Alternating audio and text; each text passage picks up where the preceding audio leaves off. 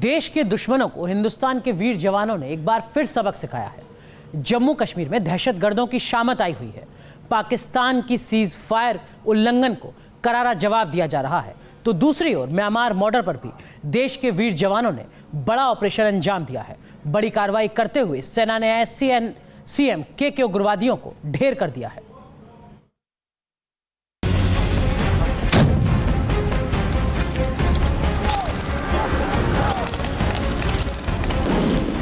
Myanmar border पर सेना का पराक्रम, दहशतगर्दों की आई शामत, सरहद पर आतंक की कब्र।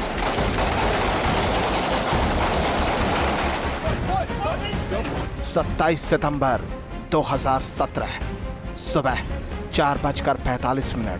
रात का अंधेरा छंट रहा था, नई सुबह अंगड़ाई लेने लगी थी। इस खामोशी के बीच अचानक असम नागालैंड बॉर्डर के पास लंखू गांव में NSCN खापलांग के उग्रवादियों ने गोलीबारी शुरू कर दी। उग्रवादी बड़े हमले की फिराक में थे, लेकिन दहशत का मंसूबा पालने वालों पर सेना के जवानों ने पलटवार कर दिया। सेना की जवाबी कार्रवाई में उग्रवादियों को भागने तक की जगह नसीब नहीं हुई। बताया जा रहा है कि सेना के पलटवार में कई उग्रवादी ढेर हो गए। मैं भारतीय सेना को इस ऑपरेशन के लिए भी बधाई देता हूं और बॉर्डरों पे इस तरह के रोजाना कि हिंदुस्तान के नागरिक चैन और शांति से जी सके, सेना ने हमेशा बहुत बढ़िया काम किया है। और जैसे कि स्वयं आर्मी ने कहा है कि म्यांमार बॉर्डर से तमाम आतंकी घुसना चाह रहे थे, उनको मार गिराया है, तो मैं समझ सकता हूं भारतीय सेना को बधाई इसमें देनी चाहिए। निर्मला सीतारमण के रक्षा मंत्री बनने के 20 दिन के भीतर ही सेना ने म्यांमार बॉर्डर पर उग्रवादियों के हौसले पस्त कर दिए। करीब एक साल पहले 28-29 सितंबर की रात हिंदुस्तान के वीर जवानों ने POK में पाकिस्तान के पाले पोसे दहशतगर्दों को सबक सिखाया था और एक साल बाद भारत म्यांमार बॉर्डर से करीब 15 किलोमीटर दूर सेना ने पराक्रम दिखाया तो सर्जिकल स्ट्राइक की यादें ताज़ा हो उठी। लेकिन सेना ने साफ कर दिया कि कार्रवाई प्रदेश में नहीं, देश की सीमा के भीतर हुई है। ये भारत के सीमा के अंदर हुआ था, यानी कि ये जो NSCN काडर जो है, जो गुट है, उन्होंने भारतीय फौज के ऊपर हमला किया था, उन्होंने फायर ओपन किया था। दूसरा, ये जो ऑपरेशन है ये बहुत ही एक लिमिटेड सेक्टर में हुआ था। पिछले साल आपको याद होगा कि ये करीब 150 किलोमीटर के एक लंबा आर्क के ऊपर हुआ था। और तीसरा, पिछले साल का जो ऑपरेशन जिसको हम सर्जिकल स्ट्राइक कहते हैं, वो काफी प्लान्ड ऑपरेशन था, यानी कि कई महीनों से उसका प्लानिंग हुआ था। म्यांमार बॉर्डर पर उग्रवादियों को ढेर कर सेना ने साफ कर दिया है कि आतंक का हर मंसूबा यूं ही कुचल दिया जाएगा, फिर चाहे वो जम्मू कश्मीर हो या म्यांमार बॉर्डर, दहशतगर्दों को बख्शा नहीं जाएगा। Team news nation. देश के आर्थिक हालात पर बीजेपी के बड़े नेता और पूर्व वित्त मंत्री यशवंत सिन्हा ने सरकार पर निशाना साधा है। यशवंत ने साफ कहा है कि देश की गिरती अर्थव्यवस्था के लिए सरकार की नीतियां ही जिम्मेदार हैं। खासतौर पर GST और नोटबंदी जैसा फैसला अर्थव्यवस्था के लिए आत्मघाती कदम साबित हुआ है। वहीं सरकार की तरफ से साफ कहा गया है कि भारत की अर्थव्यवस्था तेजी से बढ़ती हुई अर्थव्यवस्था है। क्या वाकई देश की अर्थव्यवस्था की हालत बेहद खराब है? क्या वाकई GST ने देश की इकोनॉमी पर बुरा असर डाला है? क्या नोटबंदी के फैसले ने अर्थतंत्र की कमर तोड़ दी है? ये सवाल किसी और ने नहीं बल्कि बीजेपी के वरिष्ठ नेता और देश के पूर्व वित्त मंत्री यशवंत सिन्हा के एक लेख के बाद उठ रहे हैं। यशवंत सिन्हा ने एक आर्टिकल में सरकार की नीतियों पर न केवल हमला बोला है, बल्कि देश के वित्त मंत्री को भी गिरती अर्थव्यवस्था के लिए जिम्मेदार ठहराया है। यशवंत सिन्हा ने क्या कहा है, सबसे पहले इस पर नजर डालिए। देश की इकोनॉमी की हालत खराब है। पिछले 2 दशक में प्राइवेट क्षेत्र में इन्वेस्टमेंट सबसे कम रहा है। GST को गलत तरीके से लागू किया गया, इससे लाखों लोग बेरोजगार हो गए। नोटबंदी सबसे बड़ा इकोनॉमिक डिजास्टर साबित हुई। इंडस्ट्रियल प्रोडक्शन करीब करीब ठप हो चुका है। यशवंत सिन्हा के इस लेख से विपक्षी दलों को हमलावर होने का मौका मिल गया। मुझे खुशी है कि इस देश में अभी भी कुछ लोग हैं, बीजेपी में भी, कि जो सरकार की परवाह नहीं करते, पार्टी की परवाह नहीं करते, लेकिन जो देश में जो कुछ हो रहा है उसको कहने की हिम्मत और जरूरत रखते हैं। बहुत सारे बीजेपी के नेता भी वही सोचते हैं। उनमें मंत्री भी हैं, उनमें MP भी हैं, उनमें MLA भी हैं, उनमें चीफ मिनिस्टर भी हैं। व्यक्तिगत तौर पर हमसे वो बातें करते हैं और कहते हैं, लेकिन हिम्मत नहीं आती है। तो इस हिम्मत की मैं दाद देता हूं। यशवंत सिन्हा ने अपने आर्टिकल में आला बीजेपी नेताओं की चुप्पी पर भी सवाल उठाए। वहीं गृह मंत्री राजनाथ सिंह ने सरकार के बचाव में मोर्चा थामा। सारी दुनिया इस सच्चाई को स्वीकार करती है कि भारत पूरे वर्ल्ड की एक फास्टेस्ट ग्रोइंग इकोनॉमी है।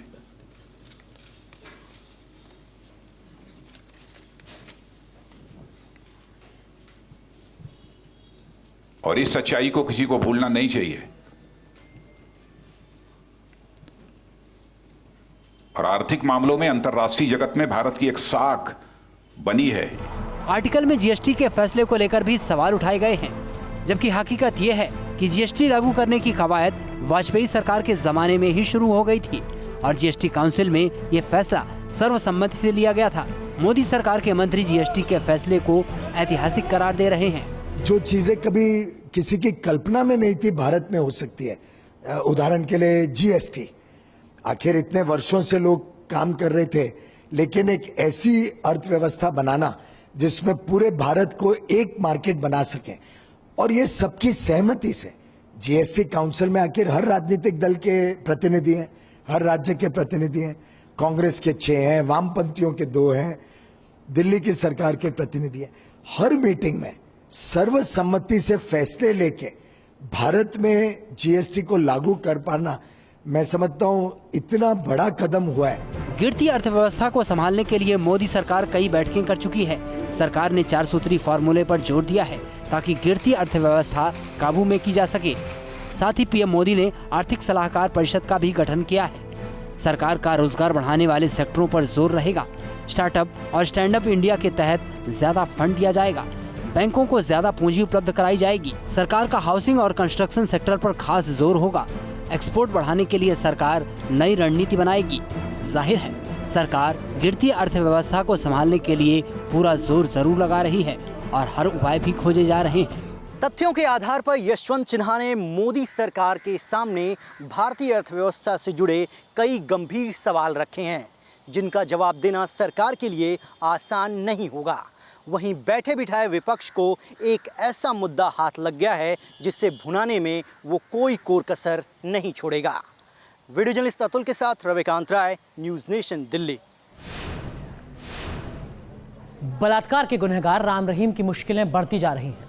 पंजाब हरियाणा हाईकोर्ट के आदेश के बाद अब ईडी और आईटी राम रहीम की संपत्ति की जांच करेंगी, तो दूसरी ओर राम रहीम की राजदार हनीप्रीत की तलाशी भी तेज हो चुकी है। दिल्ली में हनीप्रीत के वकील के दफ्तर पर पुलिस ने आज तलाशी ली और सीसीटीवी की तस्वीरों को भी खंगाला। राम रहीम पर ईडी का घेरा, आईटी भी कसेगा शिकंजा। पंजाब हरियाणा हाईकोर्ट के फैसले ने राम रहीम की मुश्किलें और बढ़ा दी हैं। कोर्ट ने ईडी और आईटी को रेप के गुनहगार राम रहीम की संपत्ति की जांच करने को हरी झंडी दिखा दी है। हरियाणा सरकार ने राम रहीम की संपत्ति की एक रिपोर्ट कोर्ट में पेश की, जिसके बाद हाईकोर्ट ने सरकार को मुकम्मल जांच का आदेश दिया। कोर्ट ने पूछा है कि आखिर राम रहीम ने किसकी इजाजत से डेरा में स्कूल, अस्पताल और दूसरी चीजें बनवाई। कोर्ट ने ईडी और आईटी को भी डेरा की संपत्ति की जांच करने को कहा है। अब ईडी राम रहीम की फिल्मों में लगने वाले पैसे की जांच भी करेगा। सरकार ने कंसेशन देते हुए डेरे को जो है एक अलग से गांव के रूप में बना दिया था, डिक्लेयर कर दिया था, ताकि सीएलयू जैसी जितनी भी फॉर्मेलिटीज रहती हैं उससे डेरा बच सके।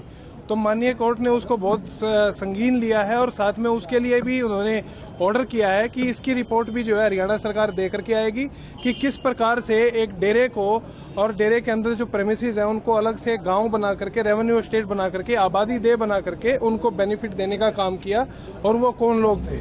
राम रहीम को सजा सुनाए जाने के बाद भड़की हिंसा पर भी कोर्ट ने सख्त रुख अपनाए हैं। पंजाब हरियाणा हाईकोर्ट ने इस दौरान हुए नुकसान की जांच के लिए पंजाब और हरियाणा के लिए अलग अलग ट्रिब्यूनल गठित करने के भी आदेश दिए हैं। मान लीजिए किसी ने विदेश जाना था, वो उसको यात्रा रद्द करनी पड़ी तो उस कारण उसका नुकसान हुआ है। कोई डिपार्टमेंट की 6 दिन बसें बंद रही हैं, उसका नुकसान हुआ है। कोई मान लीजिए दफ्तर बंद रहे हैं। तो ये तीनों तरह के नुकसान, प्राइवेट भी, सरकारी भी, नॉन भी, अननोन भी, इसके संबंध में जो शिकायतें आई हैं, जो क्लेम आए हैं, पंजाब में भी एक ट्रिब्यूनल बनेगा, हरियाणा में भी एक ट्रिब्यूनल बनेगा जो दोनों बातों की जांच करेगा, जो इस बात की भी जांच करेगा कि क्या जो नुकसान कहा गया वो नुकसान हुआ है, और यदि नुकसान हुआ है तो कितना नुकसान हुआ है, वो प्राइवेट का भी और वो स्टेट का भी। जाहिर है राम रहीम पर शिकंजा धीरे धीरे कसता जा रहा है, तो दूसरी ओर उसकी राजदार हनीप्रीत के लिए भी मुश्किलें बढ़ रही हैं। हनीप्रीत को ढूंढती पुलिस उसके वकील प्रदीप आर्य के दफ्तर जा पहुंची, दफ्तर की तलाशी ली और सीसीटीवी की तस्वीरों को भी खंगाला। हालांकि हनीप्रीत का फिलहाल तो कोई सुराग नहीं मिल सका, लेकिन उसकी गिरफ्तारी के लिए दिल्ली में भी दबिश बढ़ा दी गई है। Team news nation. यूपी के कासगंज में एक 11 साल के बच्चे के अपहरण से सनसनी मच गई है। बच्चे के अपहरण की खबर सुनते ही घर वालों का रो रो कर बुरा हाल है। वहीं एसपी सहित भारी संख्या में पुलिस बल भी मौके पर पहुंचकर जांच में जुट चुका है। बताया जा रहा है कि बच्चा सहावर में चौथी कक्षा में पढ़ता था और रोज की तरह स्कूल जा रहा था। तभी रास्ते में बदमाशों ने उसे किडनैप कर लिया। बदमाशों ने बच्चे को किडनैप करने से पहले की तैयारी कर रखी थी।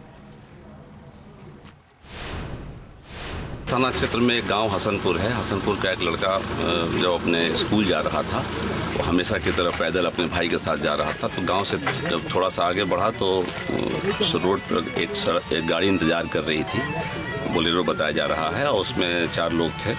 तो वो उसको ले गए हैं। अभी प्रारंभिक जानकारी सिर्फ इतनी है, बाकी इसमें और कड़ियाँ जोड़ी जा रही हैं, तफ्तीश चल रही है।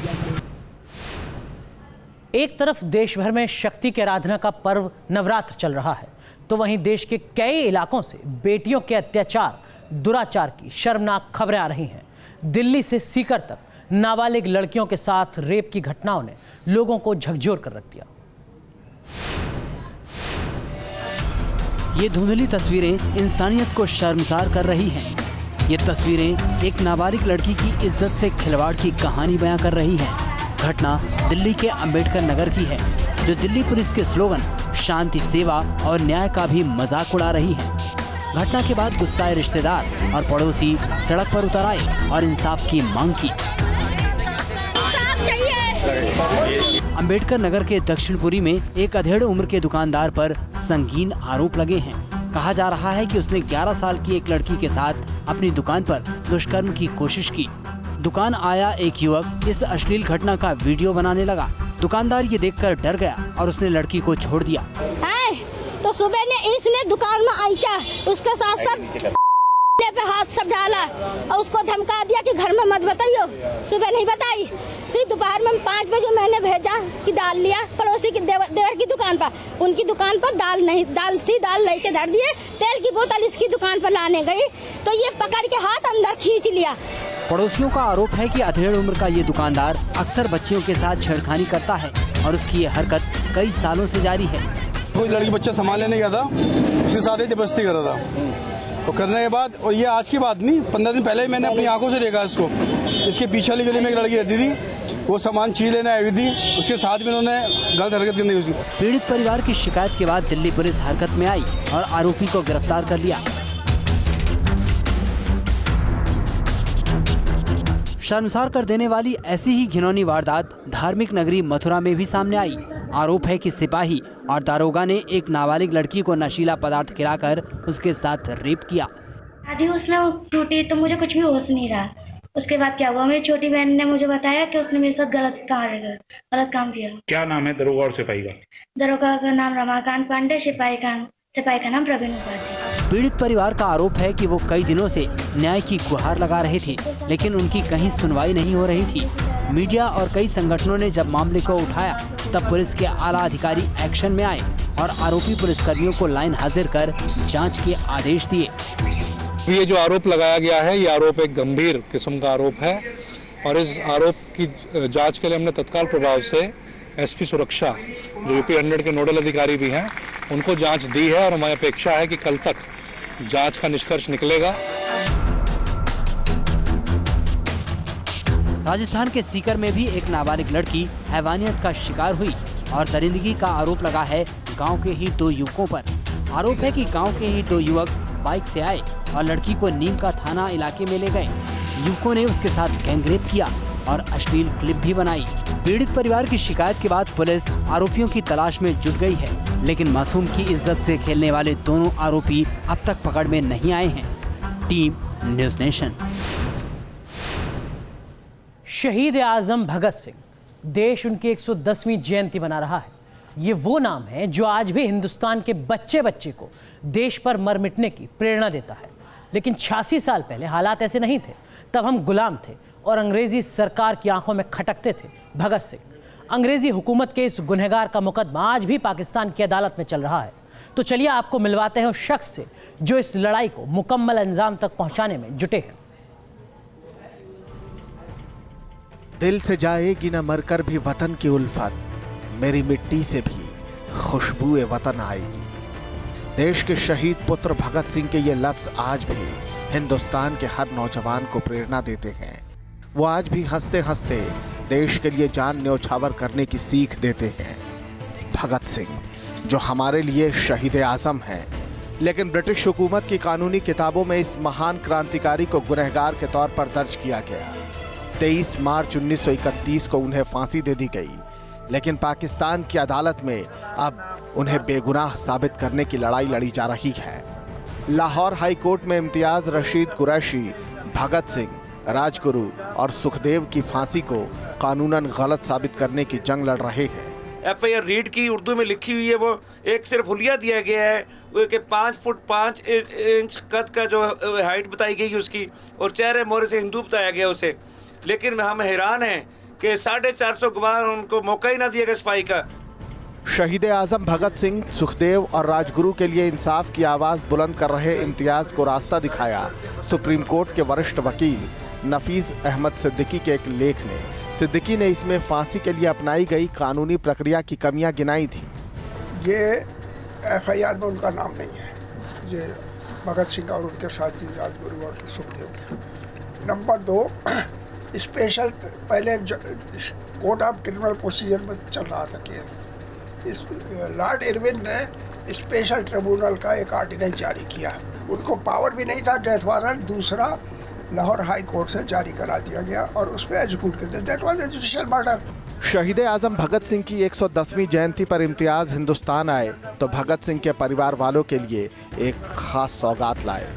ये आम के पत्ते खास हैं क्योंकि भगत सिंह के पैतृक गांव बुंगे से लाए गए हैं। इम्तियाज खास तौर पर भगत सिंह के दादा के लगाए आम के पेड़ के पत्ते और वहाँ के घर के कुएं का पानी भी हिंदुस्तान लाए हैं। लेकिन इम्तियाज की ख्वाहिश है कि वो एक दिन भगत सिंह की बेगुनाही के फैसले के साथ हिंदुस्तान की सरजमी पर आएं और परिवार के साथ इस जीत की खुशियां बांटें।